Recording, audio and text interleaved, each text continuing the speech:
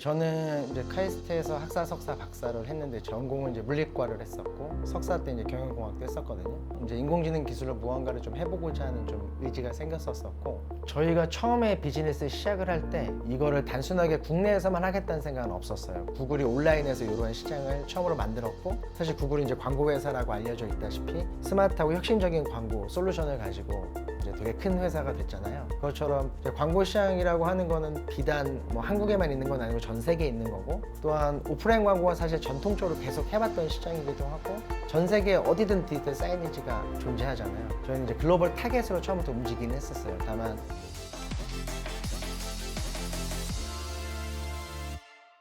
네, 저희는 이제 비전 기반 기술을 가지고 오프라인 광고 효과 측정하는 인공지능 딥테크 회사 주식회사 에드 대표 안상현입니다. 구글이 온라인 광고 효과 측정하는 걸로 이제 시장의 혁신을 가져온 것처럼 저희는 이제 오프라인 광고의 효과를 측정해서 트래킹하고 이제 광고주들이 플래닝할 수 있는 시장을 이제 만들겠다. 그래서 이제 데이터 기반의 뭐 인공지능 분석 서비스를 제공을 하고 있고요.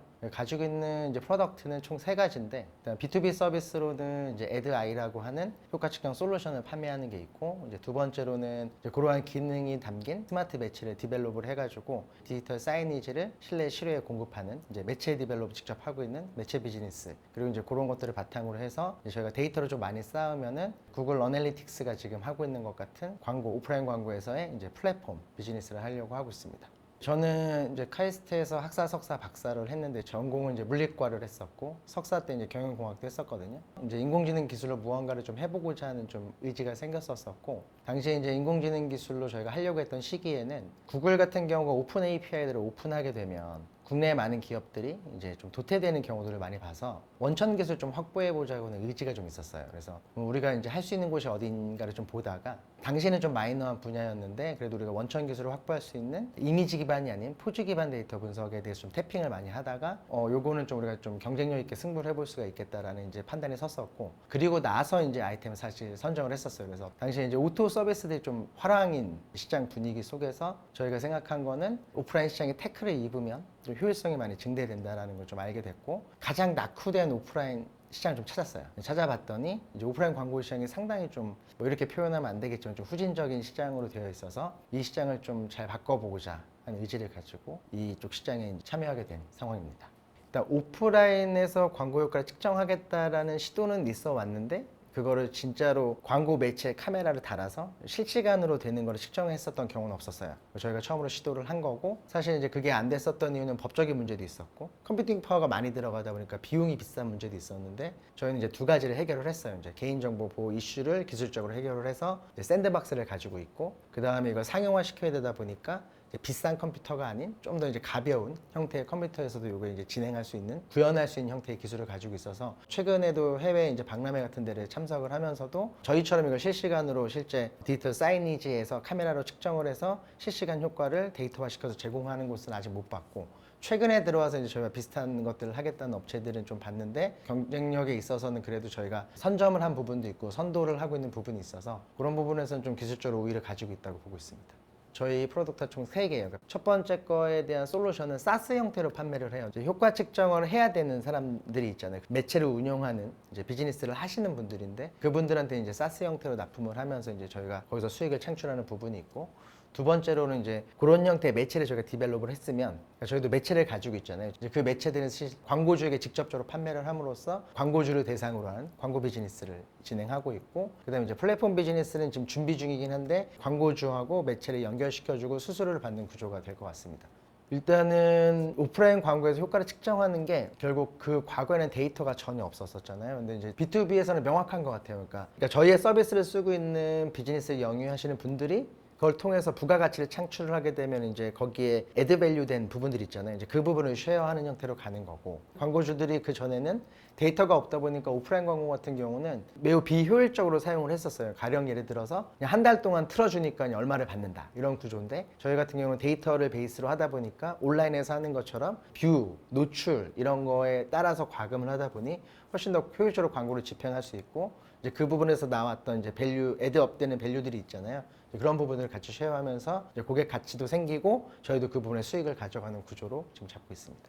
저희가 이제 투자는 총 이제 3번의 라운드를 했었어요. 근데 초반에 엔젤을 받을 때는 저희가 이제 원천 기술 확보한다고 이제 학교 선배님들과 이제 몇몇 지인분들이 이제 엔젤 투자를 해서 회사를 시작을 했고, 얼마 지나지 않아서 초기 시드 투자를 좀 우연찮게 잘 받았어요. 그러니까 이런 여러 가지 프로그램에 참여하면서 만났던 이제 VC 중에 한 곳에서 이제 시드 투자를 하고 팁스 이렇게 진행을 하다가 올해 초에 A라운드를 이제 클로징을 했는데, 하드웨어가 수반된 비즈니스다 보니까 설비 투자가 좀 들어가는데, 그래서 이제 돈이 좀 필요했던 상황에서 사업을 확장하기 위해서 시장이 되게 안 좋았잖아요, 작년에. 그래서 이제 그 부분이 좀 힘들었는데 그것도 좀 다행히 잘 넘어가서 이번에 좀 큰 규모의 A라운드를 잘 마무리해가지고 이제 열심히 비즈니스 하고 있습니다.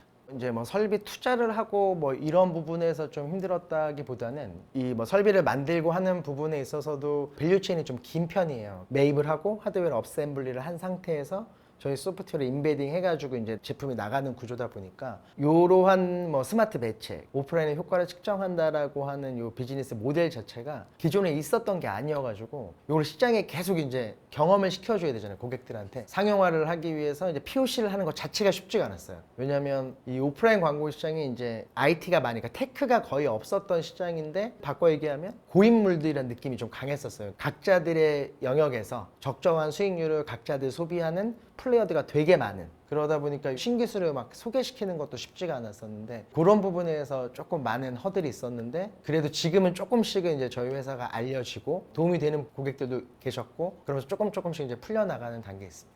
일단 비즈니스 모델 이제 3개 중에서 사실 이제 플랫폼 비즈니스는 이제 앞에 2개가 어느 정도 인프라 확장이 되고 이제 시장이 어느 정도 침투가 돼서 현재는 이제 사스 모델이랑 그다음에 매체 비즈니스에 집중을 하고 있는 상황이고, A라운드 투자를 받으면서 이제 제품은 충분히 만들고 있어요. POC를 통해서 기술 수준도 어느 정도 올라왔다고 판단을 하고 있는데, 그래서 올해 가장 큰 목표는 이 2가지 비즈니스 모델로 유의미한 매출을 만들어내는 게 목표고, 근데 현재까지는 사실 이 부분이 조금 생각만큼 되고 있진 않아요. 저희는 그냥 앱 서비스를 해서 출시를 하고 막 광고를 하는 게 아니고, B2B 비즈니스 같은 경우는 설득을 해야 되고, 설득이 되면 하드웨어로 설치를 해야 되잖아요. 그럼 또 설치해야 되는 기간도 잡아야 되고, 계약서를 쓰면 저희도 하드웨어 주문을 해야 돼서 리드 타임도 좀 길잖아요. 이런 부분들 때문에 스케줄에 비해서 밀리는 감이 있긴 하지만 또 순차적으로 잘 진행되고 있고, 2024년도 넘어가면은 고객들이 계속 재사용을 해줘야 되잖아요. 이 부분에 좀 집중을 하려고 하고 있습니다. 저희가 처음에 비즈니스 시작을 할 때 이거를 단순하게 국내에서만 하겠다는 생각은 없었어요. 구글이 온라인에서 이러한 시장을 처음으로 만들었고, 사실 구글이 이제 광고 회사라고 알려져 있다시피 스마트하고 혁신적인 광고 솔루션을 가지고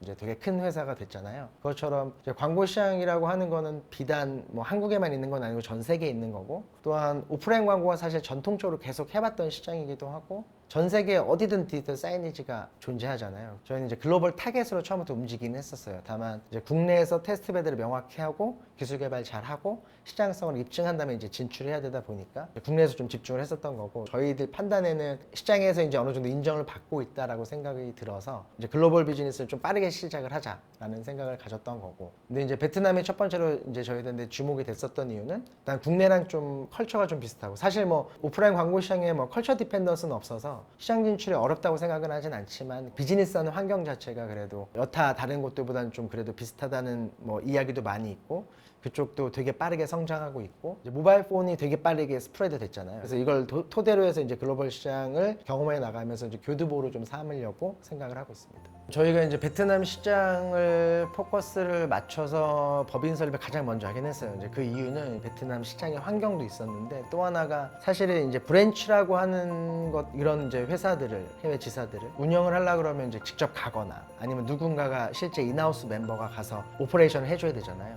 다행히 저희 이제 초기 멤버 중에 한 분이 베트남으로 아예 이제 그러니까 이민 비슷하게 가셨어요. 그러다 보니까 이제 그쪽 오퍼레이션을 충분히 할 수 있을 거라 판단을 해서 이제 베트남이 시작이 됐고, 그쪽 브랜치에서도 이제 사람들을 뽑고 하고 있는데, 이제 베트남에서 POC가 좀 잘 되면 일단 주변 국가로 진출하는 거에 대해서는 큰 어려움은 없을 것 같아요. 왜냐하면 베트남 쪽이 잘 마무리가 되면 동남아 진출보다는 아예 다른 컨티넨탈 쪽으로 가려고 생각을 하고 있어요. 그래서 지금 일본도 좀 태핑을 하고 있고, 그다음에 이제 유럽이나 이렇게 선진국 쪽에서도 오프라인 광고 시장이 좀 더 디지털화 되고 있어서 그쪽으로 이제 가기 위한 교두보가 돼야 되는데, 그러기 위해서는 이제 베트남이 좋은 레퍼런스가 쌓여야 되고, 그래서 이제 베트남 POC를 중요하다고 생각하고 있습니다.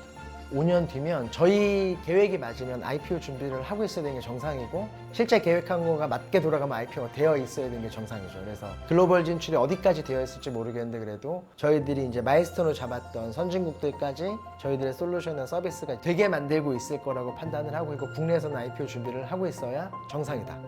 그렇게 생각을 하고 있습니다.